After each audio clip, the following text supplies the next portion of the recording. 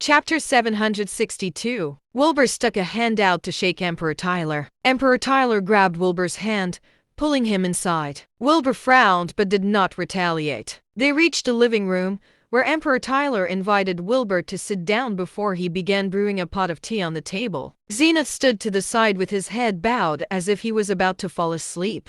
Emperor Tyler seemed to be rather skilled at brewing tea, moving with grace and expertise as if he had been trained professionally. Not long after, he slid a cup of fragrant tea in front of Wilbur. "Try some, Mr. Penn. It's brewed pretty well if I do so myself." Emperor Tyler was in his 30s but spoke like he was a child waiting to be praised. Wilbur took a sip and nodded his head.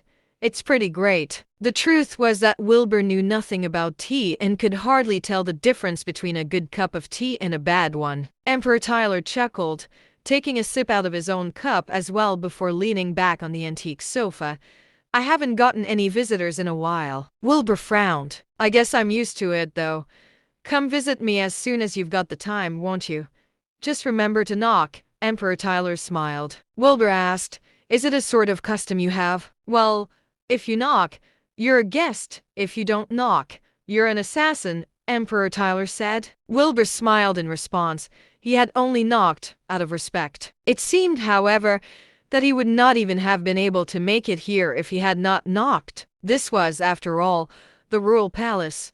There was no way the security was that loose. "I just came to say that I do not have the slightest interest in politics," said Wilbur. Emperor Tyler smiled. "I know. We shouldn't concern ourselves with petty things like that." Wilbur was stunned. Despite the fact that the royal palace did not have much actual power anymore, they were still very much a prevalent figure in Karatopia and had a certain amount of influence on the people for sure. Could this emperor have really lost interest in royal power and politics completely, and was actually content with doing nothing? Emperor Tyler saw the confusion in Wilbur's eyes and lowered his voice all of a sudden. "Let me give you a tour of my vault." Wilbur frowned. He hardly even knew Emperor Tyler. Why was he doing this? Come on. Emperor Tyler got to his feet, pulling Wilbur to the back. Wilbur could not find it in him to say no and could only do as told. Zenith trailed behind them, yawning as he walked. Wilbur frowned. Did old people not sleep or less?